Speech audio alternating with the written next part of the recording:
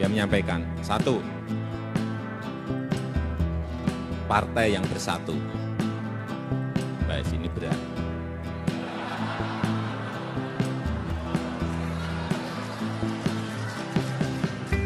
Ya, dia menyampaikan, partai yang bersatu. Terus yang kedua, harus punya visi besar, punya gagasan besar. 50 tahun, 100 tahun, harus punya. Katanya di visi-visi di luar, sudah ada yang membuat skenario bahwa keadaan ini akan berlangsung selama 20-25 tahun. Bahkan sudah mulai ada bisik-bisik, sudah seluruh partai dimasukkan ke dalam satu koalisi besar, permanen, jangka panjang, tinggal satu atau dua ditinggalkan di luar itu. Ini satu etikat yang sangat buruk, yang akan membuat kita makin terjebak, yang saya sebut tadi, bisa masuk dalam kategori unfixable, tidak bisa diperbaiki.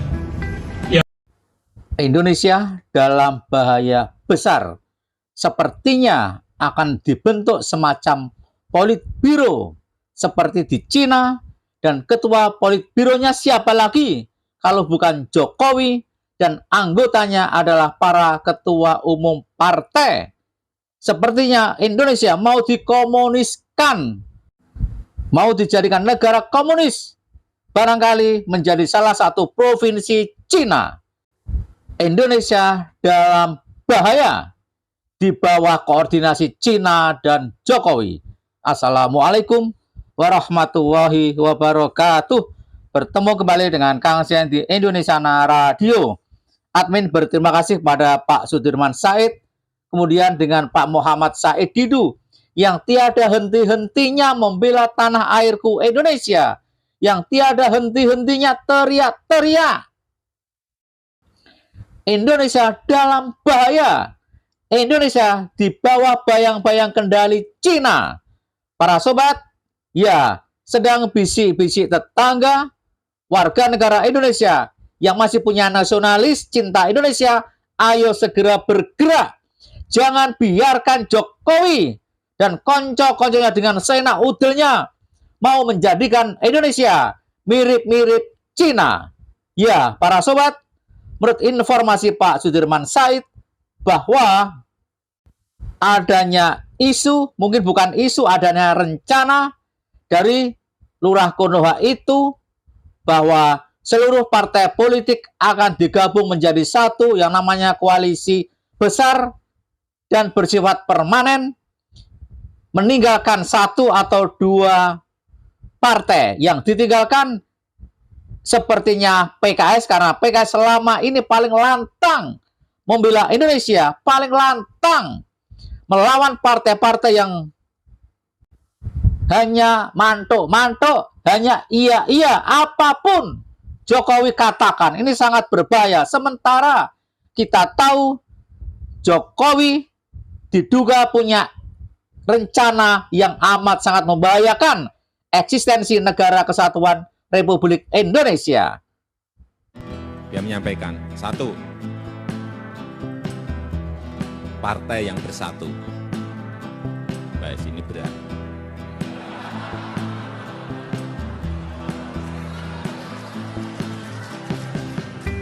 Ya, dia menyampaikan, partai yang bersatu. Jokowi yang tinggal beberapa bulan saja sudah lengser, masih terus ingin cawe-cawe. Bahkan punya usulan, lihat para sobat, sesungguhnya tak pantas diucapkan oleh seorang presiden yang mau lengser. Seharusnya waktunya lengser, ya lengser saja. Jangan mencari-cari celah untuk menjadi penguasa kembali. Lihat, dia mengusulkan adanya partai yang bersatu. Dan ini, kalau kita hubungkan dengan tulisan Muhammad Said Didu, sepertinya akan dibentuk semacam politbiro. Di manakah politbiro? Contohnya jelas di negara komunis Cina. Ketua politbironya siapa? Ya Jokowi. Dan anggota-anggotanya siapa? Ketua umum parpol. Bayangkan para sobat, kejadiannya di negara komunis Cina kok mau diterapkan di Indonesia. Rusak, demokrasi akan rusak. partai-partai akan tunduk dan patuh kepada Lurah Konoha ini. Tak ada lagi demokrasi. Apa kata Lurah Konoha harus dijalankan oleh ketua umum partai. Presidennya tidak bisa bergerak apapun karena semua kebijakan Negara Kesatuan Republik Indonesia ditentukan oleh Politbiro, termasuk juga anggota DPR tak bisa punya inisiatif lagi. Semua harus atas seizin ketua Politbiro. Ya, dan yang sangat membahayakan adalah siapakah yang punya rekayasa semua ini? Jelas orang-orang Cina. Jelas orang-orang Cina yang ada di Indonesia bergabung dengan Cina-Cina di komunis sana yang ingin agar selamanya Indonesia dikuasai oleh komunis Cina. Sangat jahat, bukan? Katanya di bisik-bisik di luar sudah ada yang membuat skenario bahwa keadaan ini akan berlangsung selama 20-25 tahun. Bahkan sudah mulai ada bisik-bisik, sudah seluruh partai dimasukkan ke dalam satu koalisi besar permanen, jangka panjang, tinggal satu atau dua ditinggalkan di luar itu. Rakyat Indonesia harus waspada. Tindakan yang akan datang patut diduga akan ada rekayasa. Partai-partai di Indonesia akan mirip dengan negara komunis Cina, di mana partai-partai yang ada di Indonesia akan digabung menjadi satu, semacam Politbiro, dan ketuanya adalah Lurah Konoha. Apapun kebijakan partai harus disetujui ketua Politbiro yang sepertinya akan dijabat oleh Jokowi. Dan semua itu siapakah yang paling diuntungkan? Ya jelas dinasti Jokowi. Dengan dia berkuasa sebagai ketua Politbiro, maka sangat mudah untuk menyingkirkan Prabowo, untuk diganti dengan si Samsul. Sangat mudah untuk menyiapkan Samsul 2 periode. Sangat mudah karena orang tuanya Samsul lah yang menjadi ketua Politbiro. Kemudian siapakah pengganti Samsul nanti? Ya sudah ada Kaisang. Sangat mudah bagi ketua Politbiro untuk menentukan Kaisang menjadi presiden pengganti si Samsul itu. Dan sangat mudah pula menjadikan Kaisang presiden 2 periode. Dan selanjutnya siap-siap Jan Ete sang cucu untuk menjadi presiden pengganti dari Kaisang. Luar biasa. Cara-cara yang teramat jahat. Negara demokrasi Indonesia akan dijadikan mirip negara komunis Cina. Coba bayangkan wahai umat Islam, umat yang beragama di Indonesia. Siapkah saudara?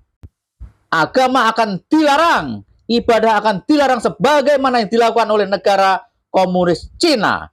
Dan tanda-tanda ke arah sana sangat mudah untuk dibaca. Sangat mudah untuk dibaca, di mana salah satunya Undang-Undang Sistem Pendidikan Nasional.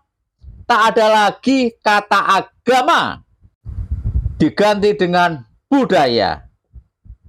Ini satu etikat yang sangat buruk yang akan membuat kita makin berkembang. Yang saya sebut tadi bisa masuk dalam kategori unfixable, tidak diperbaiki. Ya memang bagi elit yang sekarang sedang dalam kekuasaan dan mungkin juga akan melanjutkan, bagi mereka satu berkah karena keleluasannya akan berlanjut, tetapi karena PR kita adalah soal gap, soal keadilan sosial, soal penegakan hukum, maka hal-hal yang menjadi PR kita tidak akan bisa diselesaikan. Bayangkan para sobat, kondisi saat ini saja ekonomi Indonesia dikuasai oleh orang-orang Cina, cukong-cukong Cina, dan tambang-tambang banyak diambil alih, banyak yang dikuasai oleh negara komunis Cina, pengusaha dari Cina sana. Pertanyaannya, di manakah letak rakyat Indonesia? Apakah telah menjadi keset dan babu terasing di negaranya sendiri?